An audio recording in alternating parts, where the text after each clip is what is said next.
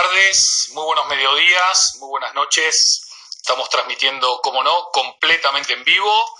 Son exactamente las 5 de la tarde y 2 minutos aquí en Madrid. Son 5 horas menos en la ciudad de Buenos Aires, en la capital de la República Argentina. Y estamos empezando una nueva transmisión en vivo, muy especial, muy ilusionante, muy inspiradora. Tenemos un invitado hoy verdaderamente especial. A partir de su vastísima experiencia y su exitosísima trayectoria, momentos de reflexión en este momento en donde todos estamos intentando buscar respuestas a tantas preguntas. Nada más y nada menos que mi estimadísimo y admiradísimo Marcos Aguinis. Muy buenos mediodías en Buenos Aires, ¿cómo estás? ¿Qué tal, Andy? Un gusto de hablar contigo y un poco apabullado por los elogios que me acabas de largar. No, y ni empecé a elogiarte, esto simplemente estamos calentando motores. Bueno. Marcos, antes que nada, darte las gracias a vos y también a Vero y a Nori por habernos ayudado a generar esta conversación. Estoy seguro que hay cientos o miles de personas que van a estar emocionadas, inspiradas y agradecidas por este ratito de tiempo que te estamos robando y el cual agradecemos muchísimo. Yo soy el que te agradece a vos, por supuesto, te agradezco esta comunicación y este diálogo que vamos a empezar en este momento. Genial, Marcos. Marcos, estamos todos viviendo algo desconocido para todas las generaciones que habitamos en el planeta Tierra, y siempre que hay algo desconocido históricamente en las organizaciones, en las instituciones, incluso en aquellas instituciones más longevas, siempre se busca la voz del experto, de aquel que sabe un poco más que los demás, para que nos ayude a organizarnos, ya sea física, mental, espiritualmente. Yo te considero uno de los grandes expertos de la humanidad, por lo menos de la humanidad que yo conozco. ¿Qué nos puedes decir a la mayoría de personas en este momento de tanta incertidumbre e inquietud sobre este momento de crisis? Estamos pensando todos volver y encontrar un camino. Lo notable de esta época es que los humanos tenemos muy mala memoria. Y esta mala memoria se ve claramente en las actitudes que tienen los gobiernos, que tenemos los seres humanos. Muy mala memoria. Incluso nos olvidamos cuando uno lee, por ejemplo, las guerras del siglo XIX, las absurdas guerras del siglo XIX, que la gente olvidó y fuimos a la Primera Guerra Mundial. Y la gente olvidó y fuimos a la Segunda Guerra Mundial. Y la gente olvidó y estamos con las guerras locales en distintas partes del mundo. Y no nos damos cuenta del daño que hace a la humanidad la guerra, los absurdas que son. Fíjate vos, cómo los humanos olvidamos con tanta facilidad cuando todos los años se repiten las 10 plagas que Moisés descargó sobre Egipto debido a que no conseguía la aprobación del faraón.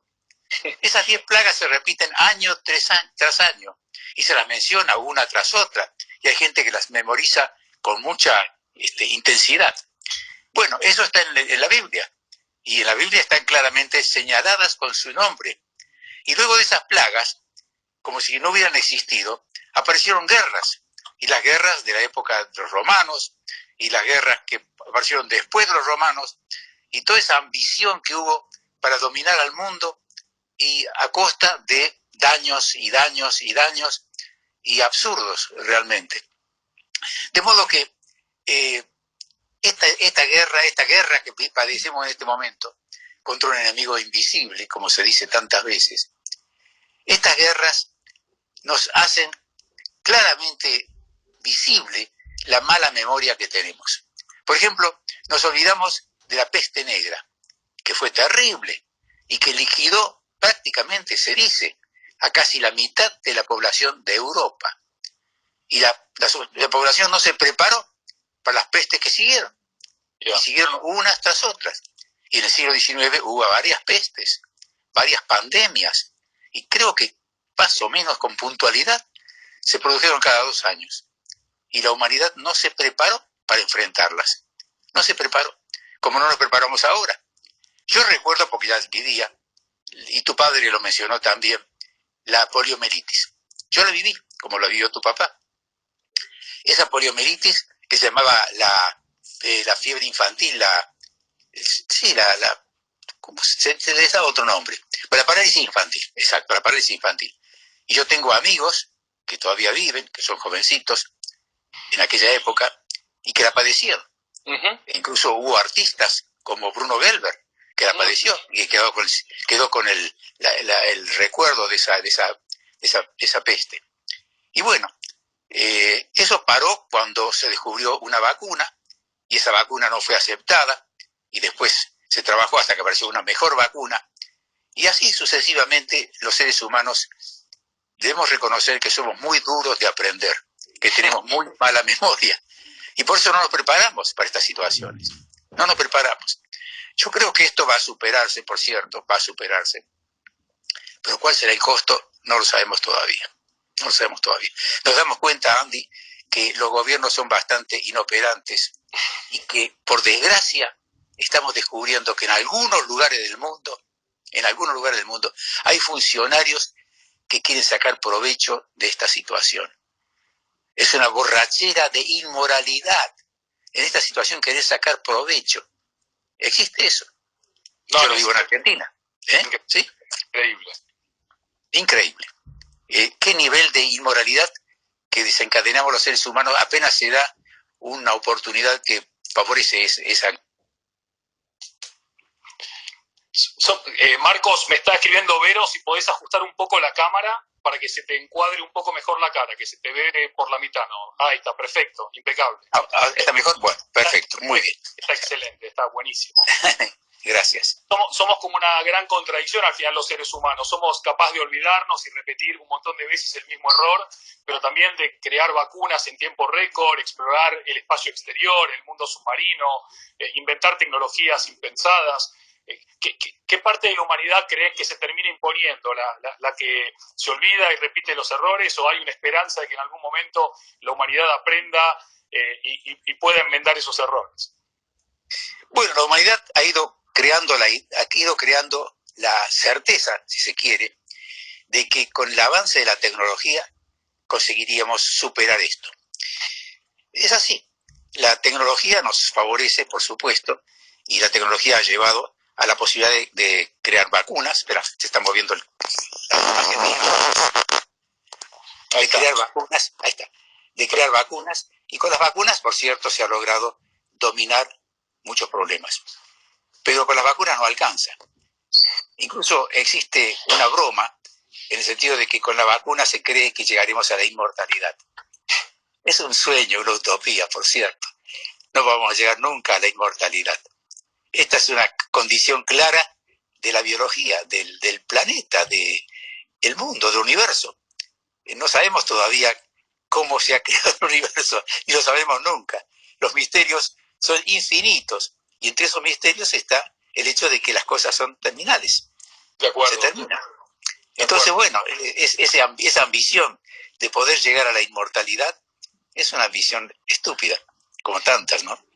Como dijo muy bien Einstein, entre la estupidez y la sabiduría hay una gran diferencia. Que la estupidez es más poderosa que la sabiduría. La estupidez es infinita y la sabiduría tal vez no, ¿no? Y la sabiduría tal vez no, exactamente. La estupidez es infinita. Y en la estupidez está ese deseo y esa certidumbre de que vamos a dominar todo, y no lo vamos a hacer. Por lo tanto, con mayor humildad, debemos continuar trabajando. Y por cierto, por ahora en nuestras manos, en las manos de los científicos, está la posibilidad de que las cosas mejoren. Y han mejorado. Es verdad que han mejorado. Vivimos mucho más que antes. Y ciertas enfermedades que antes parecían incurables, ahora son curables. De modo que el esfuerzo humano tiene su recompensa. Y debemos estar satisfechos por eso. La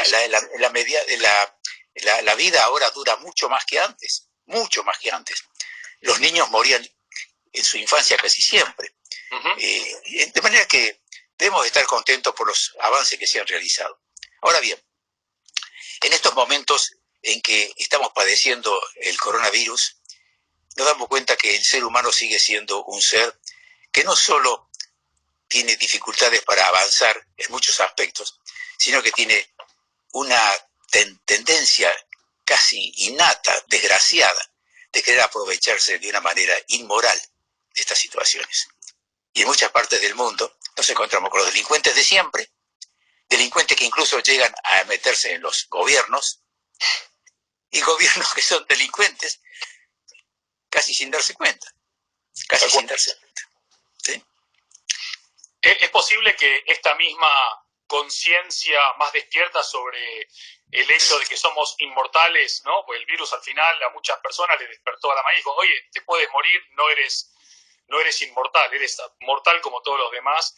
Es posible claro que esta conciencia que nos despertó también despierta una conciencia sobre la exigencia que la ciudadanía tiene que demandarle justamente a políticos o a los líderes políticos que están haciendo incluso un usufructo descarado, incluso a veces sin disimularlo, sobre esta tragedia internacional.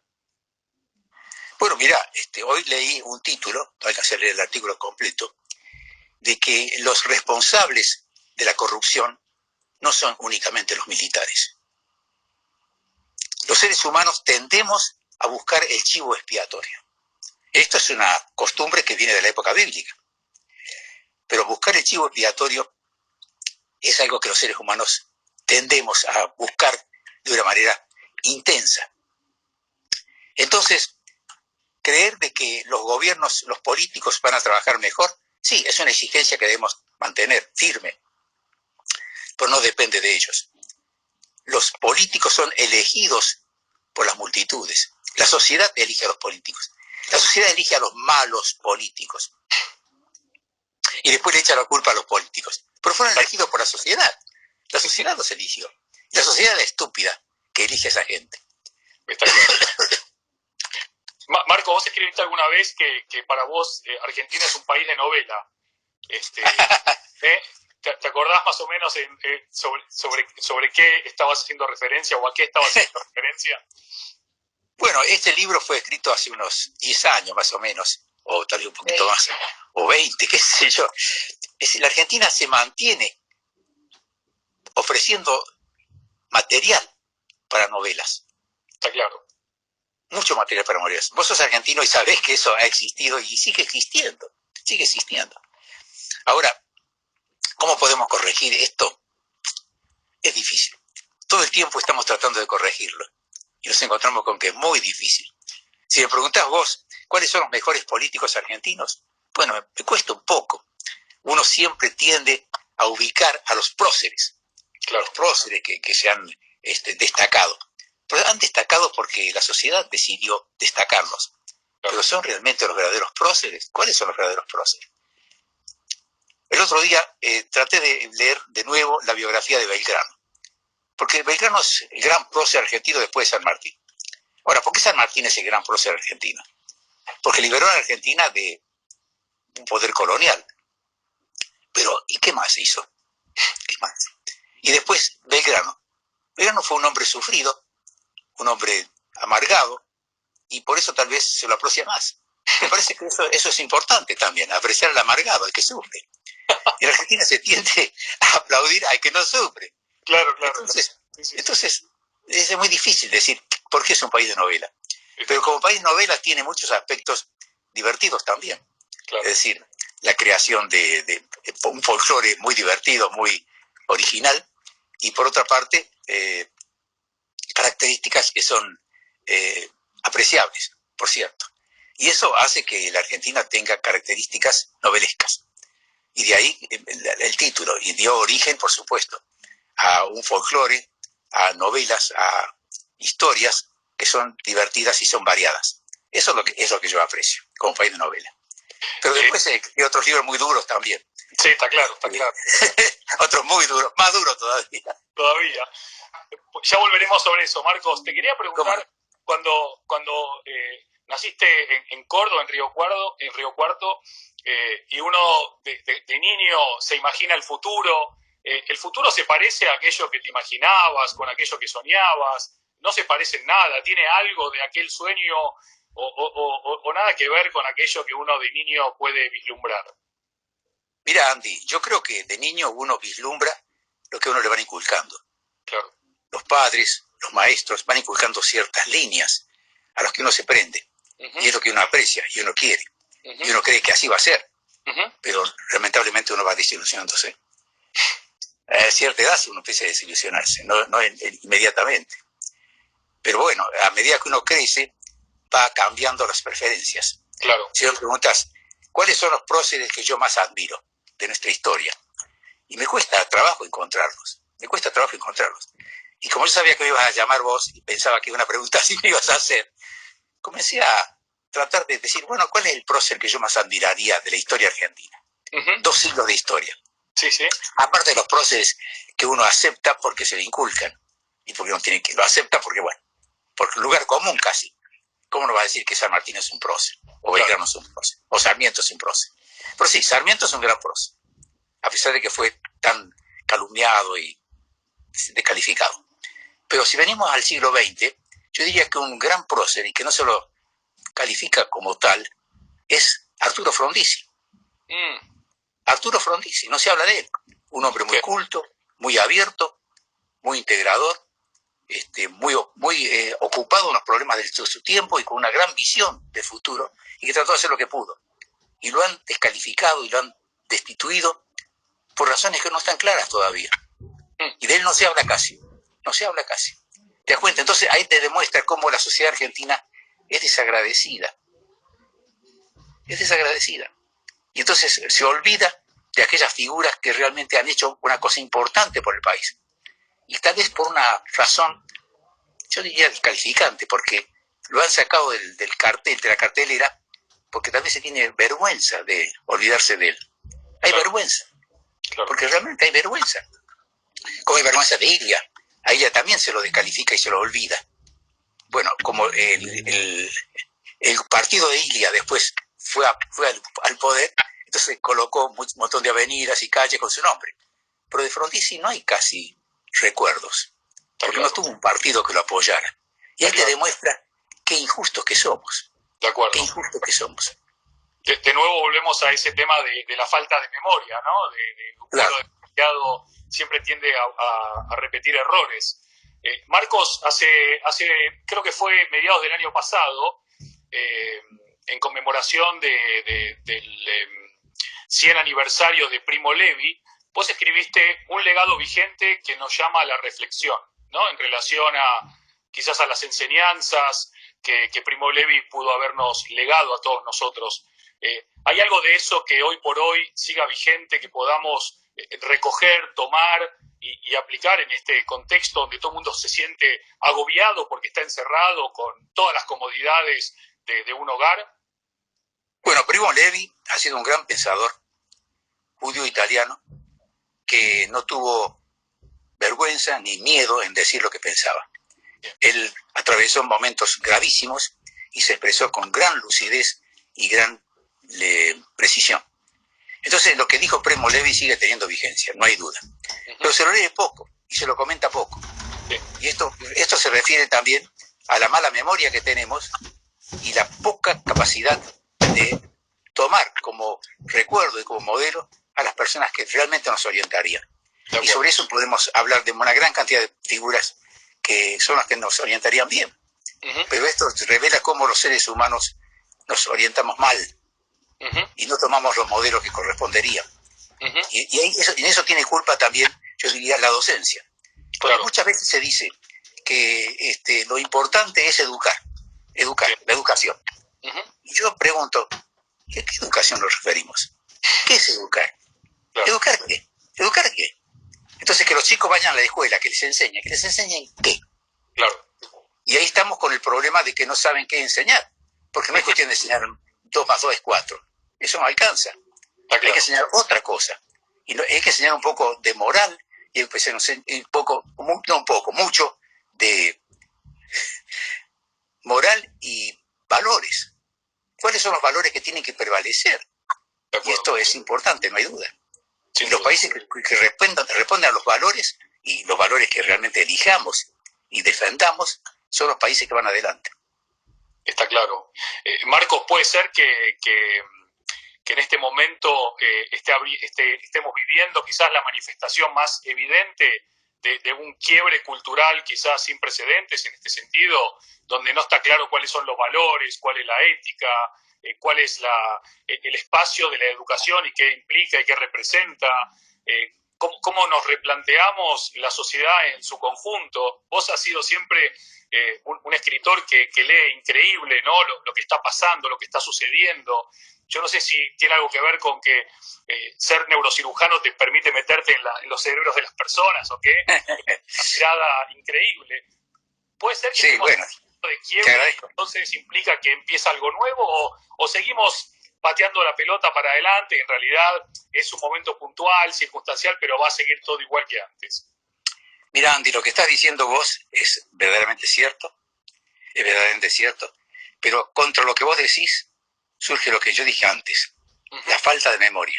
Claro. La falta de memoria es terrible. La amnesia del ser humano es terrible.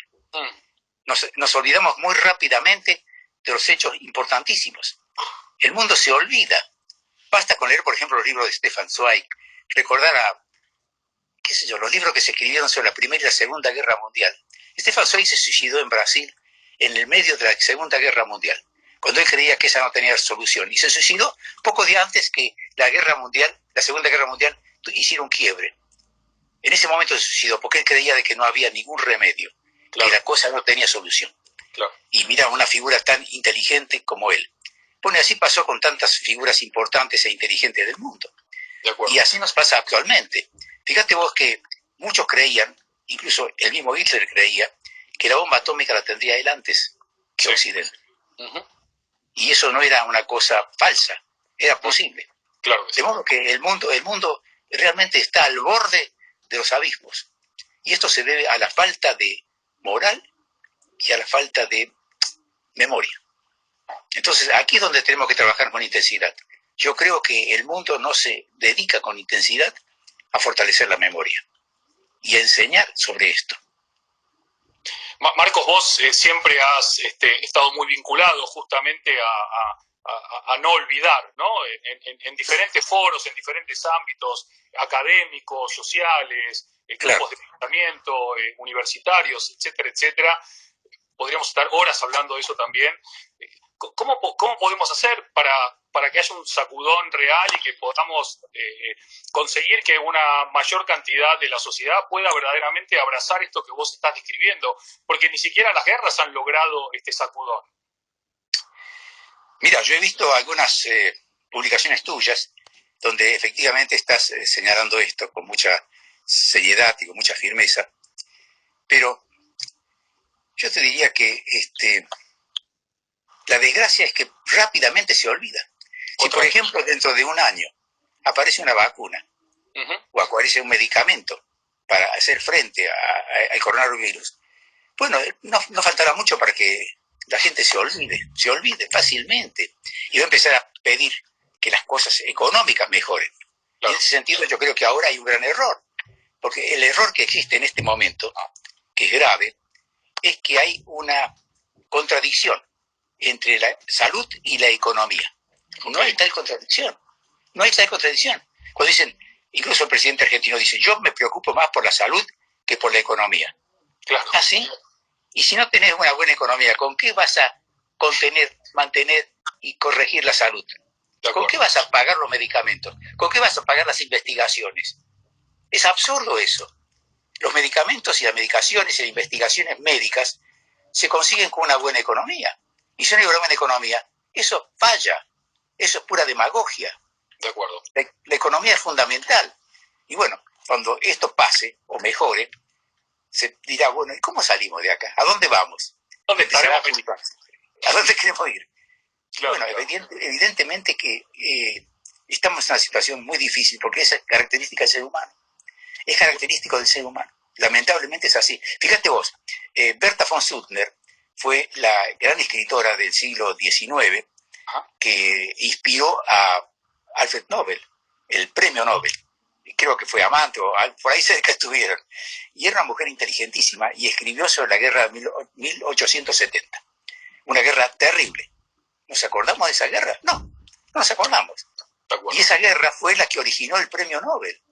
Y esa guerra fue la que originó posteriormente los escritos de Stefan Zweig. Y fíjate vos que esa falta de memoria es lo que tenemos que acusar y señalar con intensidad. Y acusarnos de eso. Y decís, somos unos idiotas. De acuerdo. No aprendemos eso. Lo único que me da esperanza es que Alfred Nobel armó su fortuna vendiendo dinamita y armamento bélico y luego creó el Nobel de la Paz, con lo cual, bueno, de alguna manera podemos ver que hay gente que puede cambiar sobre la marcha, aunque sea, ¿no? Sí, muchos. Bill Gates está cambiando. Los artículos de Bill Gates en este momento, señalando precisamente que la riqueza depende fundamentalmente de cómo la manejemos y hacia dónde vayamos, y que es necesario ser inteligentes, que ayudar en este momento, manejar bien la economía, es de inteligentes, no solamente de ambiciosos. De acuerdo. Justo estaba leyendo sobre vos y una de las cosas, conectando a Bill Gates, a la economía global y el futuro, leí que Amazon va a publicar La gesta del marrano en inglés. ¿Es correcto, Marcos? Ya la publicó en inglés hace unos 3 años. Sí, es un bestseller en inglés. Bueno, sí. Y se publicó hace poco en checo. En checo. En checo. Una edición hermosísima, muy hermosa edición que me conmovió realmente, con tapa dura y contratapa. Muy buena edición. Y después ya se está traduciendo al ruso y a otros idiomas. La Pasión según Carmela. Ya se tradujo también La Pasión según Carmela, de modo que se están traduciendo varios libros. Eso me tiene bastante ocupado porque, aunque yo lo conozco finamente a esos idiomas, pero por lo menos estoy gozando algunas palabras. Sí. Qué bueno, qué bueno. Y además, si hay algún despistado que haya oído vos has estado dando clases o disertaciones en países tan diferentes como Rusia, Israel, Estados Unidos, Italia, Francia, obviamente toda Latinoamérica. Me apasiona sobremanera cuando alguien de un lugar y con un origen puede llegar a una audiencia global, transversalizando un mensaje que conecta la esencia del humano, en definitiva, ¿no? ¿Cuáles son las cosas que nos acercan más hoy por hoy, a pesar de tantas diferencias culturales o religiosas o raciales en este mundo que parece tan conectado, pero que también está tan dividido? Así es, Andy. Bueno, mira, yo he llegado a mucha gente porque mis géneros preferidos han sido la novela y el ensayo. Con ambos he podido llegar. En la novela yo tengo mucho de ensayo. Por ejemplo, en La gesta del marrano hay mucha historia y hay muchas reflexiones. Y después en La Pasión según Carmela también hay mucho.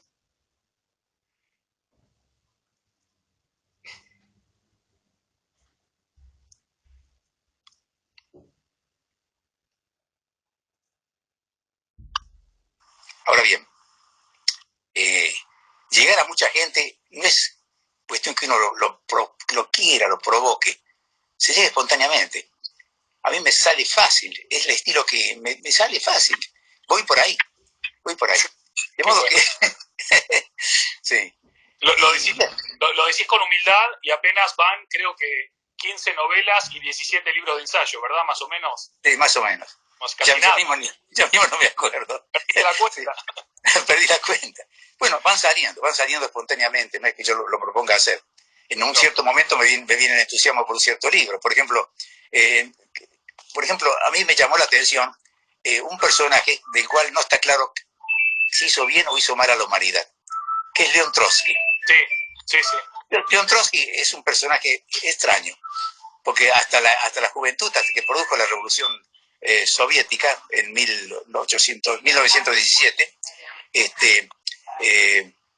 era un hombre que tenía mucho poder, pero después Stalin lo sacó del medio, porque no tenía la crueldad de Stalin. Claro. Entonces se convirtió después en una cosa diferente y dejó de entusiasmarme a mí. Pero me entusiasmaba la primera parte de él. Y bueno, escribí ese libro. Y a medida que lo iba escribiendo, iba descubriendo cosas de él, me empezó a gustar como personaje de novela.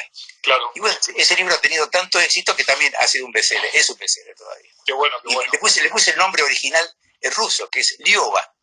No es León, es Lyova, que en ruso significa león. Qué grande. Y vos agarraste la parte de Trotsky en su juventud específicamente, ¿no, Marcos? En su juventud, claro. Desde su nacimiento, su circuncisión, que fue muy, muy divertida, porque quien lo circuncida es un circuncisador borracho. Entonces, aparte, me dio posibilidad de hacerlo muy divertido. Y luego, bueno, él sigue una historia muy, muy, muy importante que paulatinamente va llevándolo hacia las ideas revolucionarias. Qué bueno, qué bueno. Marcos, no te quiero robar mucho más tiempo, pero regálame un par de preguntas más, si puede ser. Y te dejo tranquilo, no te molesto más. No me molestas.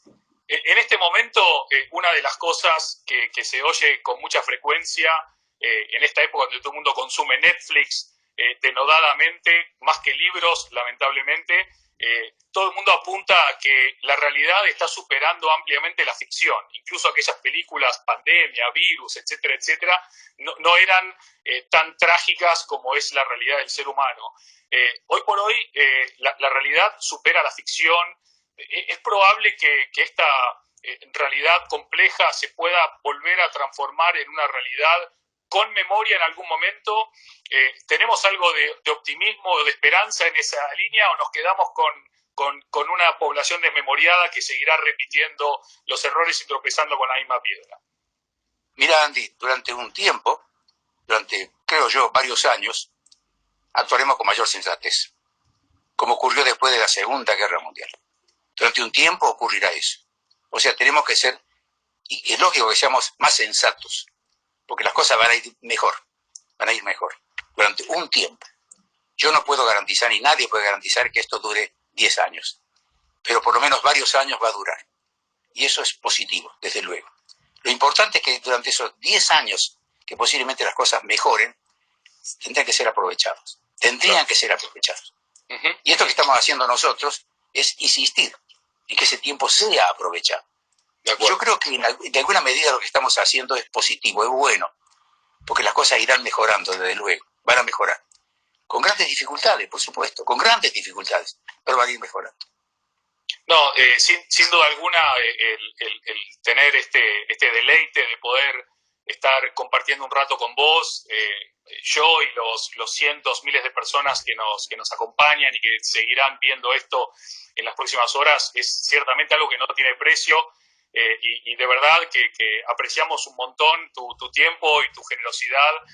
Sos una de las personas sabias en esta tribu global, no solamente por lo que has escrito o lo que has estudiado, pero también por lo que has vivido, has viajado, has visto, has inspirado.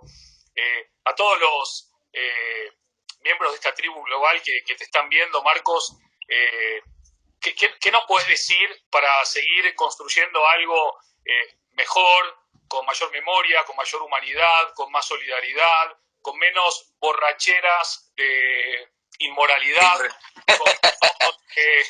con menos corrupción, con menos políticos que nos engañan, con menos fake news y todas estas cosas que parece que son la moneda corriente de cada día, aunque la mayoría de gente que yo conozco es gente buena, trabajadora, noble, auténtica, pero parece que los pocos malos hacen demasiado ruido y los muchos buenos están muy en silencio. Mira, en el reportaje que le hiciste a tu padre hace muy poco, le planteaste una pregunta, que es una pregunta que nos hacemos todos los seres humanos. ¿A qué político vos admiras? Y tu padre contestó una pregunta que yo creo que sería la misma que contestaría una gran parte de la humanidad, que es Winston Churchill. Yo dije, ¿quién, además de Winston Churchill, fue un gran político después de la terrible guerra mundial? Sí. Y di vueltas y dije, Konrad Adenauer, de quien se habla muy poco. Ese alemán que venía de la Segunda Guerra Mundial y tuvo el coraje y la inteligencia de superar el nacionalismo. Y se puso por arriba del nacionalismo y consiguió unificar al pueblo alemán derrotado, ferozmente perdido. Hundido, después de una terrible guerra mundial que fue aplastado ese pueblo. Y logró que ese pueblo trabajara más y con entusiasmo y reconstruyera a Alemania. Sin odios, o por lo menos con menos odio, muy poco odio. Y yo creo que ese ejemplo debemos tomar nosotros también. No solo de Churchill, sino el de Konrad Adenauer, después de un país totalmente aplastado. Entonces la humanidad va a salir de esta pandemia aplastada. Y tenemos que tomar ese ejemplo, es decir, no nos dejemos aplastar más, sino que tratemos de salir adelante, como lo hizo Konrad Adenauer con su pueblo, en aquel momento tan difícil, tan difícil. De acuerdo. Yo me quedo tranquilo de que mientras en este mundo haya mentes tan clarividentes, tan inspiradoras, tan rotundamente conectadas como vos o como mi papá, personas que admiro tantísimo y que además tienen el tiempo y esta generosidad de poder inspirarnos y contagiarnos de esa experiencia y hablar sin rodeos, no tratar de quedar bien, sino decir las cosas por su nombre, porque la única forma de solucionar una coyuntura puntual es entender a qué nos estamos enfrentando y con qué herramientas podemos enfrentarla y qué soluciones podemos alcanzar. Así que, Marcos, no me alcanzarían las horas para agradecerte este tiempo. Me imagino que todas las personas que nos están acompañando estarán más o menos en la misma sintonía. Así que 1.000.000 de gracias de corazón. Yo te agradezco a vos por este reportaje y te mando un poderoso abrazo. Lo mismo. Ya volveremos a abrazarnos. Mientras tanto, un abrazo hacia la distancia para vos, para mi querida Vero, para mi querida Nori, por el tiempo. Lo mismo yo. Por este puente transoceánico entre Buenos Aires y Madrid que tanto hemos disfrutado. 1.000.000 de gracias. Hasta la próxima. Y agradezco a quienes nos ayudaron a concertar esta entrevista. Por supuesto que sí. Gracias de nuevo. Claro. Hasta pronto.